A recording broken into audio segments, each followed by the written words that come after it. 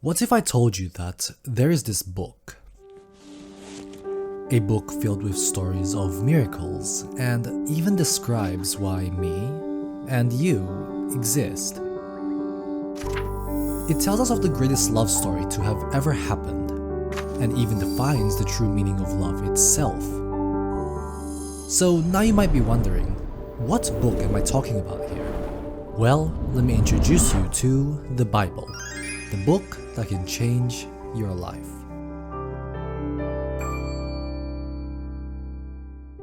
You see, I've been a Christian pretty much my whole life, and more specifically, Catholic.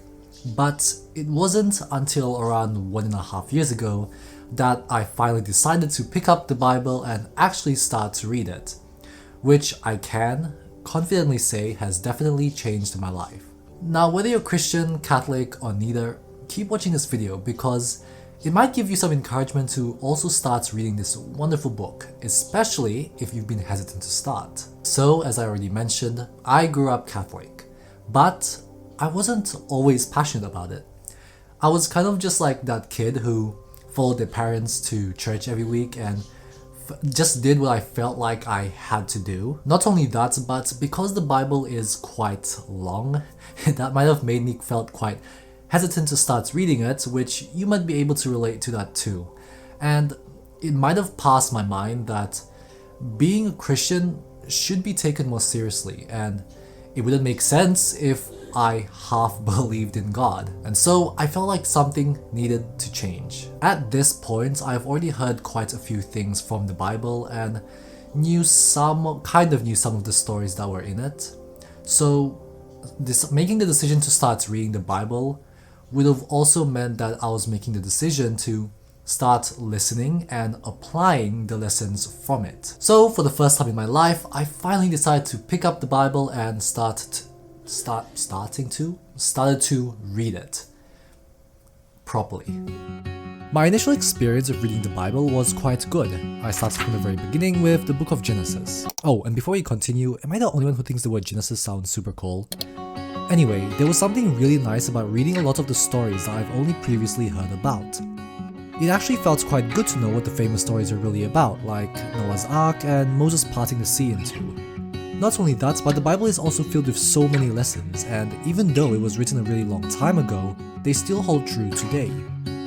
These lessons have not only helped me practically in everyday life, but they've also helped me to understand myself better. I'll give you an example. A little while ago, I used to trade stocks, thinking I could make money fast. And surprise, surprise, it didn't really work out that way. Any money I made would often get cut by a loss. Then later on, I got up to the book of Proverbs and read this verse. Wealth gained hastily will dwindle, but whoever gathers little by little will increase it.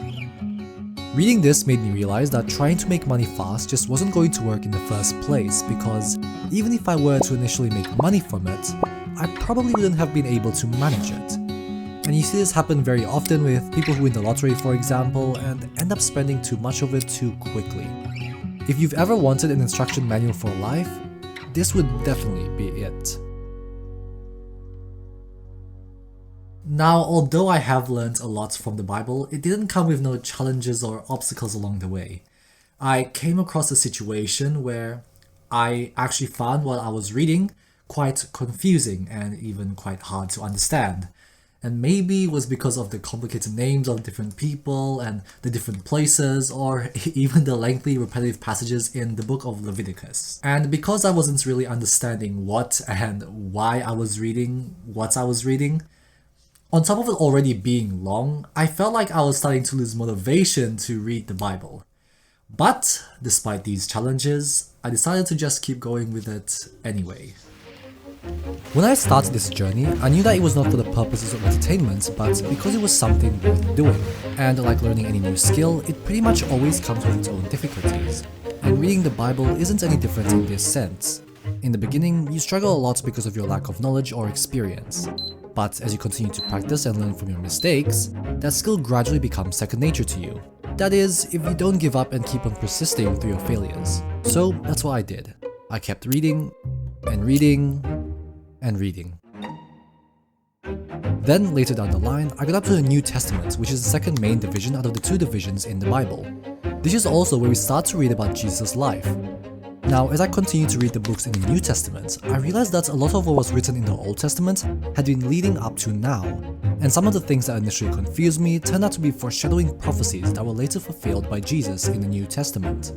Actually, it's kind of like this technique that movies often use called a plant and payoff. This is where an element is introduced early in the story, known as the plant, and its significance is later revisited, known as the payoff. The amazing part? The Bible has over 300 of them. Oh, wow. Anyway, there was also a mistake that I made when I decided to start reading the Bible, which I found out about quite recently, and this was reading it from front to back, as you usually would with any other book. But this isn't just any other book. The Bible is made up of many books written over thousands of years. That's 73 books to be specific. And since the Old Testament sets up for the coming of Jesus, a lot of its themes make more sense when viewed in light of the New Testament. So starting there would give more context for understanding the Old Testament better. Okay, there is still one thing that I haven't mentioned yet, and the Bible that I'm actually reading does come with some commentary, and no, it's not the blue one that I've been showing throughout this whole video. That one's just there for filming purposes. The Bible I'm reading comes with commentary, so that has helped me with explaining some stuff that I might have been confused about. But the point is this, whether I read it in the most effective way or not, it still has ultimately changed my life.